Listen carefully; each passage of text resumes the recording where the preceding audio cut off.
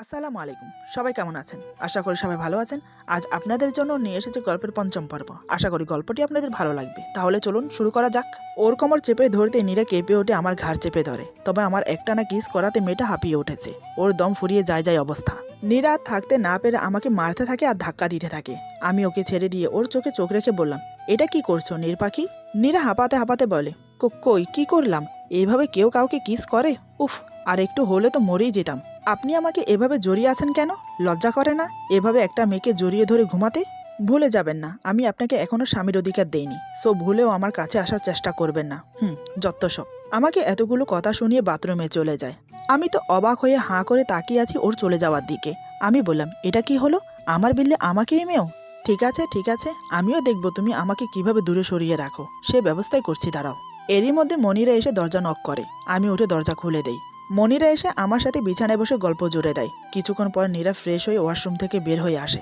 এসে দেখে মনিরা আর আমি বিছানায় বসে গল্প করছি। এদিকে মনিরা কথায় কথায় আমার গায়ের উপর ঢলে ঢলে পড়ছে। এসব দেখে নীরা রাগে ফুঁসছে। মনে মনে বিড়বিড় করে বলে, এই মেয়েটা এত অসভ্য কেন? লজ্জা করে না এভাবে পরপুরুষের গায়ে ঢলে পড়তে? বেহায়া নির্লজ্জ মেয়ে কোথাকার। আর ওনাকে দেখো না কেমন ওর সাথে দাঁত কেলিয়ে হাসছে আর গল্প করছে, লুচ্চা ছেলে একটা। এই ভেবে নিয়ে বলে, গুড মর্নিং মনিরা আপু। মনিরা বিরক্ত নিয়ে বলে, সেম হেয়ার। আমি মনিরাকে বললাম, কি রে, রাতে ঘুম কেমন হলো? এটা শুনে নীরা আবার বিড়বিড় করে বলে, কেন রে, ওর ঘুম কেমন হলো তুই জেনে কি করবি? মনিরা বলে, খুব একটা ভালো না রে। মনিরার কথা শুনে নীরা আবার বিড়বিড় করে বলে, আমি বুঝি না শাকচুনি, তোর ঘুম কেন হয়নি? আমি বললাম, কেন হয়নি? আমাকে ডাকলে পারতি। কথাটা আমি নীরাকে শুনিয়ে বললাম। নীরা আমার কথা শুনে আবার বিড়বিড় করে বলে, কেন রে, তোকে কেন ডাকবি? তুই কি ওকে কোলে নিয়ে ঘুম পাড়িয়ে দিতিস নাকি, বেয়াদব ছেলে একটা?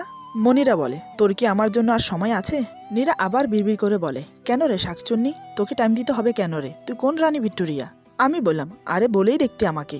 নীরা আবার বিড়বিড় করে বলে, লুচ্চা পোলা, রাতে আসিস আমার কোলে ঘুমানোর জন্য, তখন তোকে তুলে আছাড় যদি না দিয়েছি তো আমার নাম নীরা না। নীরার আগে চোটে কি করবে ভেবে না পেয়ে আমার মুখের উপর টাওয়াল ছুঁড়ে ফেলে হন হন করে রুম থেকে বেরিয়ে যায়। মনিরা বলে, দেখলি কেমন বেয়াদব মেয়ে? এত মেয়ে থাকতে তুই একে যে কেন বিয়ে করতে গেলি কে জানে, তোর লাগেনি তো?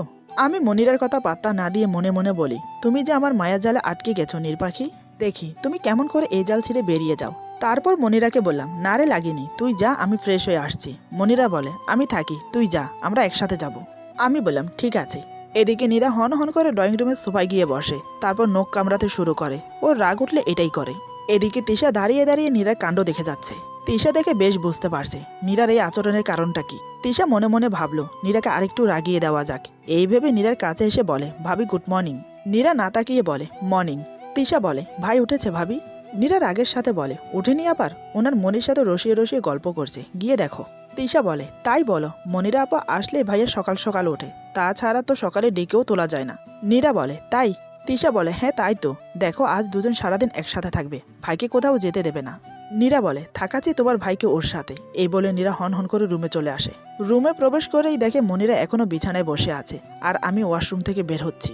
নীরা গিয়ে আলমারি থেকে ব্ল্যাক শার্ট, স্যুট, প্যান্ট, টাই বের করে। তারপর আমার হাতে দিয়ে রেডি হতে বলে অফিসে যাওয়ার জন্য। মনিরা বলে, মীর চল আজ কোথাও গিয়ে ঘুরে আসে, আজ অফিসে যাস না। নীরা বলে, না ওর জরুরি কাজ আছে, ওকে অফিসে যেতেই হবে। এরপর আমার দিকে তাকিয়ে বলে, আপনি এখনো দাঁড়িয়ে আছেন কেন? আমি বললাম, না বলছিলাম যে আমার কথা শেষ হলো না। নীরা আমার দিকে এমন ভাবে তাকালো যে আমি জামা কাপড় তুলে সুরসুর করে ওয়াশরুমে চলে গেলাম। নীরা বলে, মনিরা আপু আপনি এখন যান, ও অফিসে যাবে তো অফিস থেকে এসে আপনার সাথে গল্প করবে। আর শুনুন, এভাবে নক না করে যখন তখন রুমে আসবেন না। এখন মিরাজ বিবাহিত, সাধারণ জ্ঞানটুকু আপনার থাকা উচিত। মনিরা নীরার কথা শুনে রাগে কটমট করতে করতে রুম থেকে বেরিয়ে গেল। তিশা রুমের বাইরে থেকে সব দেখে বলে, বাহ ভাবি বাহ, তুমি তো কামাল করে দিয়েছো। এটুকুতেই এমন, তাহলে সামনে না জানে আরো কি কি করবে তুমি। তোমার রাগটা এমন ভাবে ধরে রাখো, তাহলে আমার প্ল্যানটা সাকসেসফুল হবে। এই বলে হাসতে শুরু করে। এরপর খাবার টেবিলে সবাই নাস্তা করছি। মা মনিরাকে বলে, মনিরা মা, তোমার আম্মু কবে আসবে? মনিরা বলে, আসলে দেখতেই পারবেন, আর আপনার জেনে কি হবে? মায়ের মন খারাপ হয়ে গেল মনিরার কথা শুনে। উনি উঠে গেলেন খাবার ছেড়ে। আমিও মনিরাকে কিছু বলিনি, কারণ আমি নিজেও এরকম করি। তিশা নীরার দিকে তাকায়। নীরা বলে, মনিরা আপু একটা কথা বলে, রাগ করবেন না। বড়দের সাথে কিভাবে কথা বলতে হয় আপনি সেই শিক্ষা পাননি? মনিরা বলে, হাউ ডিয়ার ইউ, আমাকে এই কথা বলার সাহস কই পাও তুমি? যে যেমন তার সাথে তেমন করেই কথা বলতে হয়। আমি বললাম, নীরা তুমি কি বলছো? নীরা বলে, যে আপনার মায়ের সাথে এমন ব্যবহার করে আপনি তার হয়ে আমাকে ধমকাচ্ছেন। আমি বললাম, ও তো ভুল কিছু বলেনি, ওনার আমাদের পরিবারের সম্পর্কে এত কথা জানতে হবে কেন? নীরা আমার সাথে কোনো কথা বলে না, তিশার হাত ধরে উঠে চলে যায়। মনিরা বলে, কোন মেয়েকে বিয়ে করেছিস তুই যে তোকে সম্মান করে না? আমি আর এক মুহূর্ত এই বাড়িতে থাকবো না। আমি বললাম, তুই রাগ করিস না, আমি অফিস থেকে এসে নীরাকে বোঝাবো, তুই ফুপিকে কিছু বলিস না, আমি এসে সব দেখছি। এই বলে নাস্তা করে অফিসে চলে গেলাম। এদিকে আমি না করার সত্ত্বেও মনিরা ওর মাকে ফোন করে সব জানিয়ে দেয়। ওদিকে মা আমার কথা শুনে খুবই কষ্ট পায়। মা মনে মনে বলে, ও যাই বলুক আমাকে, তাতে আমার কোনো সমস্যা নেই, কিন্তু বাইরের লোকের সামনে এই কথা বলাতে আমি খুবই কষ্ট পেয়েছি। তিশা রুমে গিয়ে কান্না করতে থাকে, সাথে নীরা ছিল। তিশাকে কান্না করতে দেখে বলে, এই মেয়ে কাঁদছো কেন? একদম কাঁদবে না, আমি এখনো আছি তো, তোমার ভাইকে তোমাদের কাছে ফিরিয়ে দেব আমি, আমার উপর বিশ্বাস রাখো। তিশা কান্না করতে করতে বলে, আমার একদম সহ হয় না মামনির সাথে কেউ এমন ব্যবহার করলে, কিন্তু আমার তো করার কিছু নেই। নীরা বলে, টেনশন করো না, আমি আছি, এখন চলো তো কোথাও গিয়ে ঘুরে আসি, চলো আমার কলেজে যাই, যাও রেডি হয়ে নাও। কিছুক্ষণ পর নীরা আর তিশা রেডি হয়ে বের হয়ে যায়। এদিকে মনিরা সব দেখে আমাকে ফোন দিয়ে বলে, নীরা খুব সুন্দর করে সেজে গুজে বেরিয়ে গেছে, আরও নানান কথা বানিয়ে বানিয়ে বলে। এসব শুনে তো আমার মাথায় আগুন ধরে যায়। আমি তখন অফিস থেকে বের হয়ে যাই। নীরা আজ নীল রঙের সালোয়ার কামিজ পরেছে, নীল রঙের চুড়ি, কালো টিপ আর হালকা লিপস্টিক। তিশা বলে, ভাবি তোমাকে যা লাগছে না, আমি নিজেই প্রেমে পড়ছি, ছেলেগুলিরই বা কি দোষ দেব, এভাবে তাকিয়ে না থেকে যাবে কোথায়? নীরা বলে, তোমার ভাই থাকলে সবগুলোর ঘাড় মটকিয়ে দিত, দেখো দেখো আমার জন্য কত ছেলে লাইন দেবার জন্য দাঁড়িয়ে আছে, আর আমি কার ঘাড়ে ঝুললাম? ওই গুন্ডার গলায়। তিশা বলে, তাই নাকি? আমার ভাই ফেলনা নাকি? তুরি মারলেই মেল লাইন লেগে যাবে, উদাহরণস্বরূপ মনির আপু। নীরা বলে, তুমি থামবে নাকি বাসায় চলে যাব? তিশা বলে, আরে না না চলো চলো, কিন্তু যাই বলো ভাবি, মনির আপু ভাইকে খুবই ভালোবাসে, মনে হয় তুমি চলে গেলে ও ভাইয়ের খুব যত্ন নেবে। নীরা কিছু বলতে যাবে, ঠিক তখনই একটা ছেলে নীরার সামনে হাঁটু গেড়ে বসে, তারপর একগুচ্ছ লাল গোলাপ এগিয়ে দিয়ে প্রপোজ করে বসে। এসব দেখে তিশা আর নীরা দুজনেই অবাক। নীরা কিছু বলতে যাবে, ঠিক তখনই ছেলেটার পিছে আমাকে এসে দাঁড়াতে দেখে। আমাকে দেখে ওরা দুজন ভয় পেয়ে যায়। নীরা ভালোভাবেই বুঝতে পারে ছেলেটার কপালে দুঃখ আছে। নীরা তাই পরিবেশ বাঁচাতে চেষ্টা করল। নীরা বলে, আরে ভাই কি করছেন কি, ওঠেন, আমি বিবাহিত ভাই, আর এটা আমার ননদ। তিশা বলে, হ্যাঁ ভাইয়া, এটা আমার ভাবি, আপনি যান না এখান থেকে যান। ছেলেটি নীরার কথা শুনে আপসেট হয়ে চলে যেতে গিয়েও আবার ফিরে আসে। নীরাকে ফুলগুলো নিতে সেরকম জোরাজোরি করতে লাগে। নীরা কিছু না ভেবে ফুলগুলো হাতে নিল। ফুলগুলো নেওয়ার সাথে সাথে আমি নীরার গালে আচমকাই এসে ঠাস করে থাপ্পড় মেরে দিই। তারপর হনহন করে টেনে নিয়ে গাড়িতে বসিয়ে দিই। তিশা গাড়িতে বসে মনে মনে ভাবে, হায় আল্লাহ, ভাবি তো আজ শেষ, কে বাঁচাবে আজ ভাবিকে? কেন যে কলেজে আসতে গেলাম কে জানে, আর কেন যে ভাবি ফুলগুলো হাতে নিতে গেল কে জানে। এখন কি হবে? এদিকে নীরা ভাবে, দেখানো হচ্ছে আমি যা ইচ্ছে করি, তোর কি রে? আমি কি তোর মতো কাউকে জড়িয়ে ধরেছি? খাচ্ছর ছেলে একটা, আমার গালটা কি সরকারি পেয়েছিস যে যখন তখন মারবি? কিন্তু যেভাবে আছে মনে হচ্ছে আমার কপালে দুঃখই আছে। আল্লাহ বাঁচাও আমাকে। বাড়ির ভিতরে প্রবেশ করে গাড়ি থামালাম। তারপর নীরাকে টেনে রুমের দিকে নিয়ে যেতে শুরু করি। মনিরা নীরাকে ওভাবে টানতে দেখে আমার সামনে এসে দাঁড়ায়। মনিরা বলে, মীর তুই ওভাবে ওকে টানছিস কেন? ওর হাত ছেড়ে দে। আমি বললাম, এখন আমার সামনে থেকে সর প্লিজ, আমার মাথা গরম আছে। মনিরা বলে, মাথার কি দোষ বল? যে মেয়েকে বিয়ে করেছিস মাথা তো গরম থাকবেই, তুই আমার সাথে চল, তোর মন ভালো করে দেব। নীরা বলে, হ্যাঁ হ্যাঁ মনির আপু, ওকে আপনার সাথে নিয়ে যান, আমার অনেক কাজ আছে, আমি বরং যাই। কিন্তু আমি হাত ছাড়ি না, আরো শক্ত করে ধরে রাখি। তিশা বলে, ছাড় না ভাইয়া, ভুল হয়ে গেছে, তোকে না বলে আর কোথাও যাব না আমরা। নীরা বলে, কেন যাব না? 100 বার যাব, 1000 বার যাব, উনি বলার কে? আর আমাদের তো কোনো ভুল হয়নি, এত সুন্দর মেয়ে আমি, ছেলেরা তো প্রপোজ করতেই পারে, আমি কি আর কারো কোলে গিয়ে বসেছি নাকি যে ভুল হয়েছে? ওর কথা শুনে আমার মাথায় রক্ত উঠে গেল। আমি ওকে কিছু বলার সুযোগ দিলাম না। আমি ওকে সবার সামনে কোলে তুলে নিয়ে রুমে চলে যাই। তারপর ওকে দাঁড় করিয়ে রুমের দরজা লক করে দেই। নীরা সাহস নিয়ে বলে, আচ্ছা আমি কি কারোর সাথে ডেটে গেছি নাকি কারোর সাথে? ওর কথা শেষ হতে দিলাম না। আমি বললাম, তোমার সাহস কি করে হয় এসব কথা বলার? কার হুকুম নিয়ে তুমি সেজে বেরিয়েছো? আমি তোমাকে নিষেধ করেছিলাম এভাবে সেজে বাইরে যাবে না, আর এটাও বলেছিলাম আমাদের মুসলমানদের কপালে টিপ দেওয়া জায়েজ না। আমার কথাগুলো কি তোমার কানে যায়নি? নীরা বলে, আমার লাইফ আমি যা ইচ্ছে করতে পারি, আপনার কি তাতে? নীরার কথা শুনে আমি স্যুট আর টাই খুলে বিছানায় ছুঁড়ে ফেললাম। তারপর শার্টের হাতার বোতাম খুলে জড়াতে শুরু করলাম। নীরা এটা দেখে আর একটা কথাও বলল না। আমি ওর দিকে এগিয়ে যেতে যেতে বললাম, কি বলছিলে জানো? নীরা পিছিয়ে যেতে যেতে বলে, আপনি এগিয়ে আসছেন কেন? আমি বললাম, তুমি এভাবে পিছোচ্ছ কেন? প্রশ্নের উত্তর নেবে না? নীরা বলে, না না, আমার কোনো প্রশ্নের উত্তর লাগবে না। এদিকে নীরা পিছোতে পিছোতে দেয়ালের সাথে ঠেকে যায়। আমি নীরার মুখের কাছে চলে আসি, খুব কাছে। নীরার মুখের উপর আমার নিঃশ্বাস গিয়ে পড়ছে। আমি তখন নীরা ঠোঁটের দিকে তাকিয়ে ঘোরের মধ্যে চলে গেছি। সেভাবেই থেকে বললাম, তোমাকে না বারণ করেছিলাম লিপস্টিক দেবে না, আমি নিজেকে কন্ট্রোল করতে পারি না? নীরা বলে, আমি তো। নীরা কথা শেষ করতে পারে না। তার আগে আমি নীরার ঠোঁটে নিজের ঠোঁট ডুবিয়ে দেই। আচমকা কিস করাতে নীরা কেঁপে ওঠে। তার দুহাত অজান্তে আমার সামনের দিকে শার্ট খামচে ধরে। সে মুহূর্তে চোখ বন্ধ করে নেয়। আমার দুহাত তখন দেয়ালের সাথে ঠেস দেওয়া। এবার আমি দেয়ালের থেকে হাত সরিয়ে ওর পিঠ জড়িয়ে ধরে নিজের দিকে টেনে নিই। আমার যেন ঘড়ি কাটছে না। ওর ঠোঁটের পরশ পেলেই আমি যেন আর নিজেকেই ধরে রাখতে পারি না। এমন সময় মনিরা দরজা জোরে জোরে ধাক্কা দিতে শুরু করে। আমার ঘোর কেটে যায়। আমি নীরাকে ছেড়ে দিতেই ও গিয়ে দরজা খুলে দেয়। দরজা খুলতে মনিরা নীরার দিকে তাকিয়ে আমার হাত ধরে টানতে টানতে রুম থেকে বের করে নিয়ে যায়। নীরা আমার চলে যাবার দিকে তাকিয়ে থাকে। আমি বললাম, কি হয়েছে, এভাবে টানছিস কেন? মনিরা বলে, তুই আগের মতো নেই, অনেক পাল্টে গেছিস, আমাকে আর আগের মতো ভালোবাসিস না। আমি বললাম, কে বলেছে তোকে এসব কথা? আমি এখনো আগের মতোই আছি, তুই বুঝতে ভুল করছিস পাগলি। মনিরা বলে, মোটেই না, তুই আমাকে আগের মতো কেয়ার করিস না, সময়ও দিস না, সবসময় নীরার সাথেই থাকিস। জানিস নীরা আমাকে কি বলেছে? আমি বললাম, কি বলেছে? মনিরা বলে, আমাকে সবসময় তোর ঘরে যেতে বারণ করেছে, তোর থেকে দূরে থাকতে বলেছে, আর যত তাড়াতাড়ি পারি এই বাড়ি থেকে চলে যেতে বলেছে। এই সবগুলো কথা নেকা কান্না করে বলে আমাকে। আমি বললাম, সত্যি ও এসব বলেছে?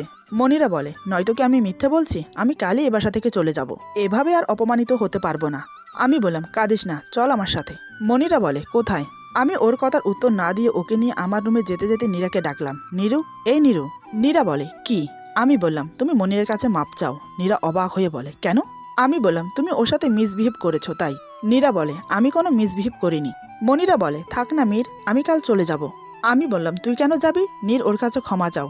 তুমি ওকে আজ রুমে যেসব কথা বলেছো সেসব কথা তোমার বলা উচিত হয়নি, তুমি ওকে সরি বলো। নীরা বলে, কেন সরি বলবো? আপনার মনিরের বোঝা উচিত যে আপনি এখন বিবাহিত, আমি থাকি এই রুমে, যখন তখন নক না করে রুমে ঢোকা উচিত না। আমি বললাম, আমি কোনো কথা শুনতে চাই না, তুমি সরি বলো ব্যাস। নীরা বলে, সরি মনিরা আপু, আমার ভুল হয়ে গেছে, আমি আমার লিমিট ক্রস করে ফেলেছি। আসলে আমার তো এখানে কোনো জিনিস বা কারোর উপর অধিকার নেই। মিরাজ আপনার, আর ওর রুমটাও আপনার, আপনি যখন তখন ওর রুমে আসতে পারেন। ভুলবশত আপনাকে অনেক কথা বলেছি, আমাকে মাফ করে দেবেন। এদিকে সবাই নীরার দিকে তাকিয়ে আছে। নীরার কথা শুনে সবাই চুপ হয়ে গেল, এমনকি আমিও। এই কথা বলে নীরা নীরব ওখান থেকে চলে গেল। তিশা বলে, ভাই কাজটা তুই মোটেই ভালো করলি না, ভাবি অনেক কষ্ট পেয়েছে। এ বলে তিশাও চলে গেল।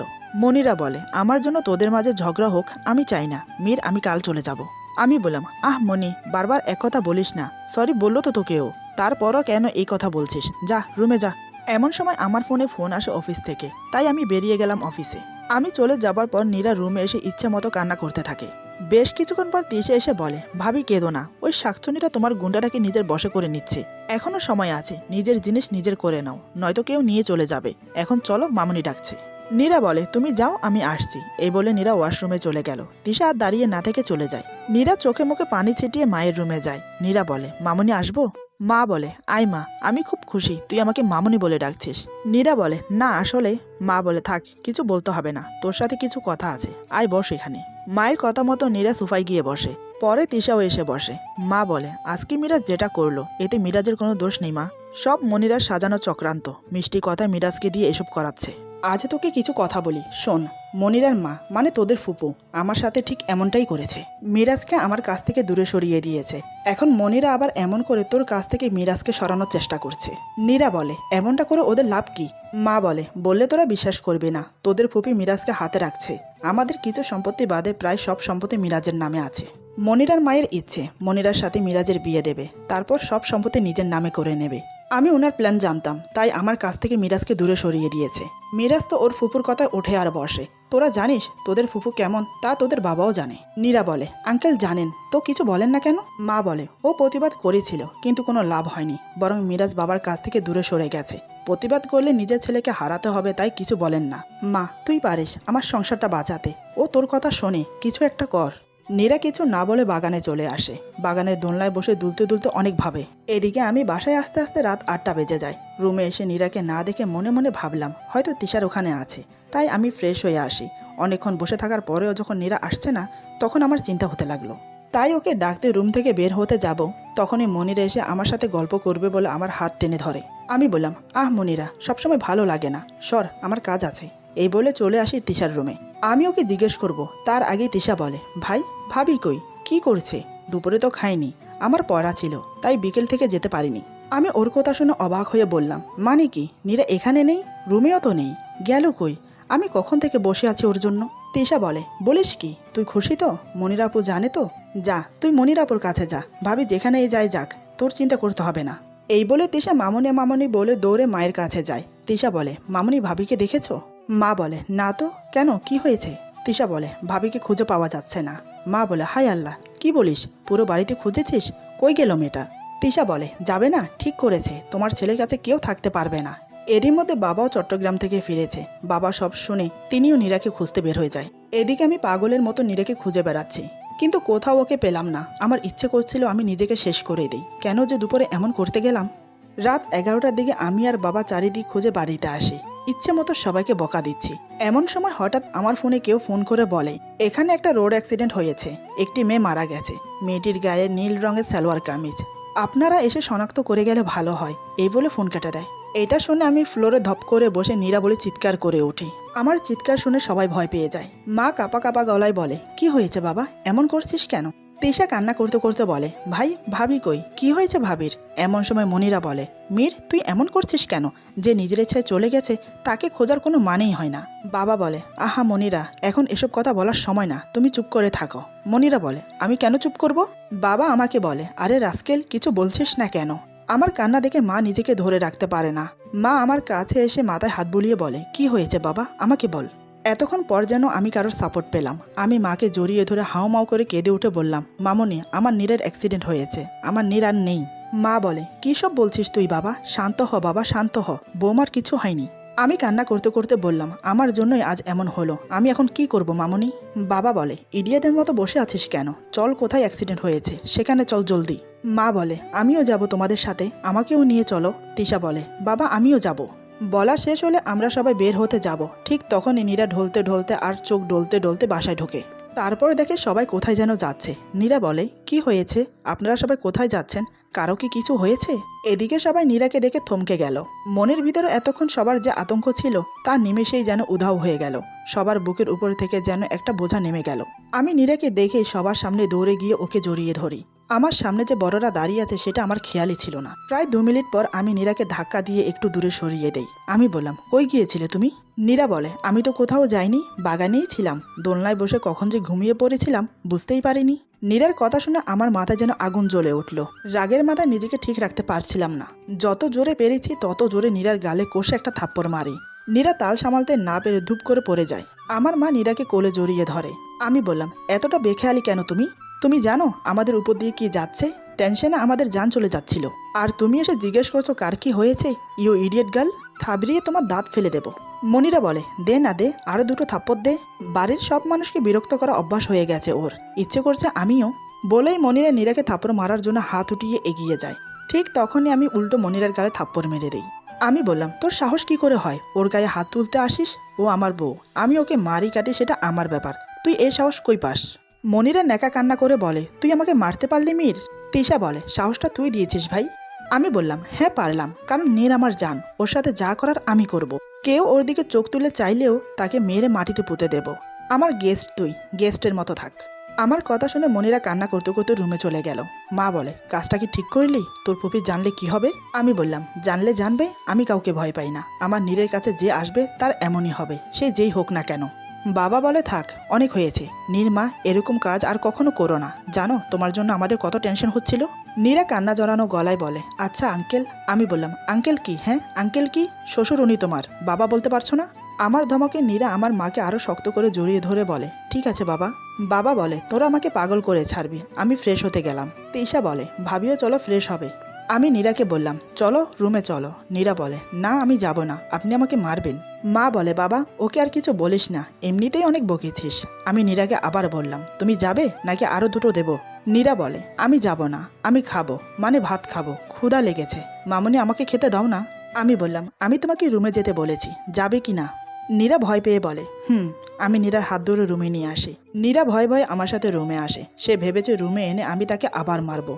এদিকে রুমে আসার পর হঠাৎ আমি যা করলাম তা দেখে নীরা খুবই অবাক হয়। সে যেন ভাবতেই পারছে না আমি এমন করছি। ক্ষণে ক্ষণে আমার রূপ বদলতে দেখে নীরা সত্যিই বুঝতে পারে না ওর কি করা উচিত। ভাবলো কি আর হলো কি, এরপর যা হলো। আজকের গল্প এখানে সমাপ্ত। গল্পের বাকি অংশ পেয়ে যাবেন আগামী পর্বে। আশা করি গল্পটি আপনাদের ভালো লাগবে। যদি ভালো লাগে তাহলে লাইক, কমেন্ট এবং সাবস্ক্রাইব করে আমাদের পাশে থাকুন। পাশে থাকা বেল আইকন প্রেস করে দেবেন, তাহলে আমাদের নিত্য নতুন ভিডিও আপনাদের কাছে পৌঁছে যাবে। সবাই ভালো থাকবেন, সুস্থ থাকবেন। আল্লাহ হাফেজ।